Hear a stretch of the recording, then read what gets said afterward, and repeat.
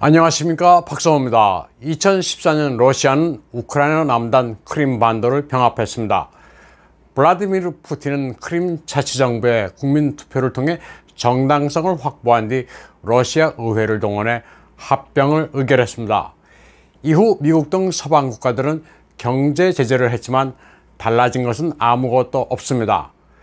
크림 반도는 전체 주민 200만 명 가운데 러시아계가 60%, 우크라이나계가 24%, 타타르계가 13%입니다.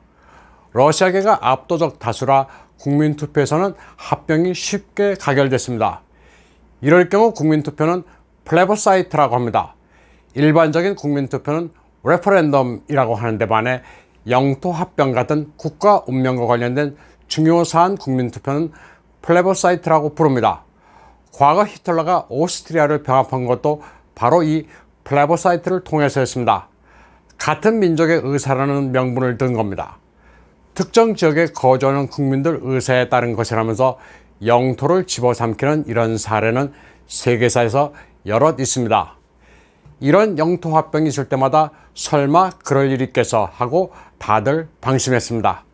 국제관계는 정글입니다. 이런 역사적 사건이 있을 때마다 국제관계 이해득실은 복잡하기 때문에 다른 나라가 섣불리 개입하지도 못했습니다. 러시아계 인구가 다수라는 점을 적극 활용해 크림을 병합한 러시아는 인구의 무기화, 그 속성을 잘 알고 있습니다. 특정 지역의 특정 민족이 다수를 차지하게 될 경우 어떻게 되는지를 아주 잘 이해하고 있습니다. 러시아의 인구는 2021년 기준으로 크림을 포함해 1억 4,600만 명입니다. 드넓은 영토에 비해 인구가 적은 편이고 감소 추세입니다. 하지만 인구 문제를 해결하기 위해 이민을 받아들이거나 하지는 않습니다. 이민자들이 사회에 동화되기가 힘들기 때문입니다. 러시아는 불법 이민 단속을 매우 엄격하게 합니다. 그리고 중공에 대해 상당한 경각심을 가지고 있습니다. 인구가 희박한 극동지역에 중공인들이 몰려오는 것을 극도로 경계하고 있습니다. 인구 유입을 무기로 청나라 때 러시아에 빼앗긴 영토를 수복하자고 언젠가 주장할 수도 있다는 계산까지 하고 있습니다. 한국에서는 4월 법무부가 국적법 개정안을 입법 예고했습니다.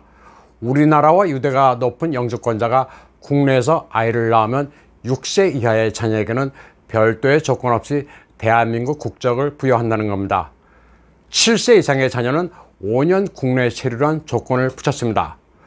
법무부의 송소영 국적과장은 공청회에서 한국에서 생활 기반을 가지고 생활할 것이 예상된다면 그 사람들을 빠르게 사회 구성원으로 받아들여 국내 정착을 돕고 우리 사회를 함께하고 있는 외국인들의 사회 통합에 기여하는 제도가 필요하다고 생각했다면서 현재 저출산 고령화 시대 미래 인적 자원을 확보하는 취지라고 말했습니다. 그러나 많은 국민들은 이에 반대하고 있습니다. 2020년 기준으로 국적법 개정안에 적용되는 사람 수는 3,930명인데 이 가운데 95%가 중국 국적자였습니다. 중국 국적자를 염두에 두고 국적법 개정안을 추진하고 있다는 부정적 여론에 따라 32만 명이 반대 청원을 하기도 했습니다. 중공의 속국화가 우려된다는 정서가 아주 높았습니다. 여기서 흔히 혼동하는 게 국내 거주 화교와 중국 조선족입니다. 오랫동안 한국에 정착한 화교들 가운데 상당수는 타이완계입니다. 이들과 중국 조선족과는 엄연히 다릅니다. 흔히 제한 중국 동포라는 말도 근래에 많이 사용되지만 이들은 엄연한 중국 조선족입니다. 중국 국적을 유지하고 있을 경우 신분증에는 민족 표시가 있습니다. 그러니 중국 조선족이라는 표현은 이들에 대한 멸칭이 전혀 아닙니다. 국적법 개정안에 따라 한국인이 되면 병역 의무가 부여된다고 합니다. 그런데 비슷한 문제를 일본의 경우 이미 경험한 바 있습니다. 일본 국적을 취득한 중공인들이 자유대에 입대해 잠재적인 안보 위협이 될 수 있다는 지적은 벌써 여러 번 나왔습니다. 군대에 가기 싫어 한국 국적을 받을지 의문이라는 일각의 주장은 섣부른 생각일 수 있습니다. 중공이 구사하고 있는 인구 구성 변화 전략은 가공합니다. 중공은 신장 위구르, 티베트, 내몽고의 한족을 대거 이주시켜 소수민족을 더 소수로 만든 바 있습니다. 한족 인구가 소수민족보다 월등하게 많아지면 그냥 동화되는 겁니다. 항상 국가안보는 최악의 시나리오를 상정해야 합니다. 전쟁 없이 특정 지역을 점령할 수 있는 게 크림반도 같은 인구의 무기화입니다. 한국의 경우 지자체장 선거에는 영주권만 있으면 투표가 가능합니다. 중공은 이런 점을 파고들어 충분히 지자체도 장악할 수 있습니다. 앞으로 국적법 개정안까지 실행될 경우는 더욱 쉬워집니다. 이론적으로는 한국 국적을 취득한 중공인을 지자체장으로 만들 수도 있습니다. 서해 지역에서 중공이 우리 영해를 넘보고 있는 가운데 특정 섬을 한국 국적을 취득하니 또는 영주권자로 채우는 것도 그다지 어렵지 않습니다. 인구 몇 안 되는 섬에 이주비를 뿌리고 여기에 한국 국적 취득자로 채운다는 시나리오도 생각할 수 있습니다. 차이나타운 역시 허투루 보면 안 됩니다. 이들은 국내 정치 현안에도 목소리를 내고 있습니다. 한중 3강 포럼, 한국이주동포 정책개발연구원, 한중미래재단이라는 단체는 2021년 4월 23일 일본 방사능 오염수 해양 방류 규탄 및 철회 촉구라는 제목의 한중 민간단체 공동 간담회라는 행사도 벌였습니다.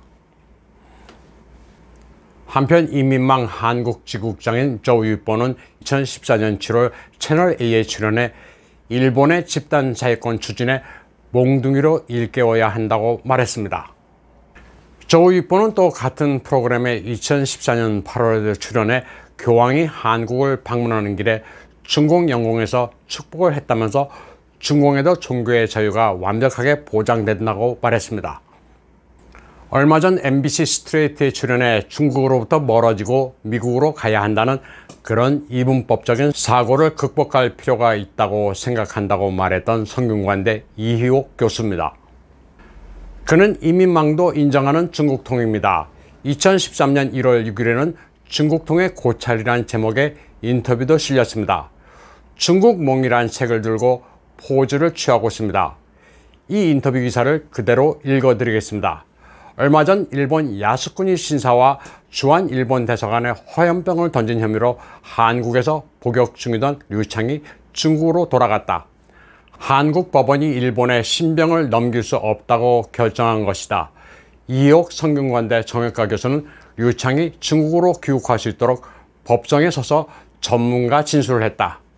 한국인인 이 교수는 왜 류창이 중국으로 돌아가야 한다고 주장했을까? 이옥 교수를 만나 인터뷰를 나눴다. 이 교수는 학문적 양심 때문이라고 말한다. 이 교수는 일본이 과거사에 대해 반성이나 사과 없이 우익화 경향을 보이고 있는 정치 상황을 고려해 류창이 일본으로 송환될 경우 동아시아의 갈등이 더욱 깊어질 것을 우려했다.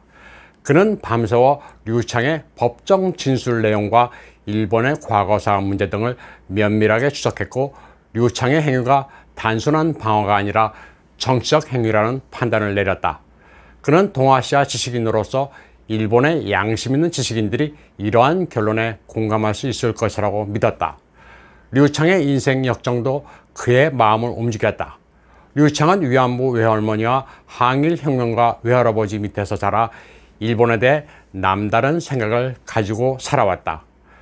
그러나 그는 심리치료사로서 일본에 대한 분노보다는 일본을 넘어서야 되겠다는 생각을 가진 중국인이었다.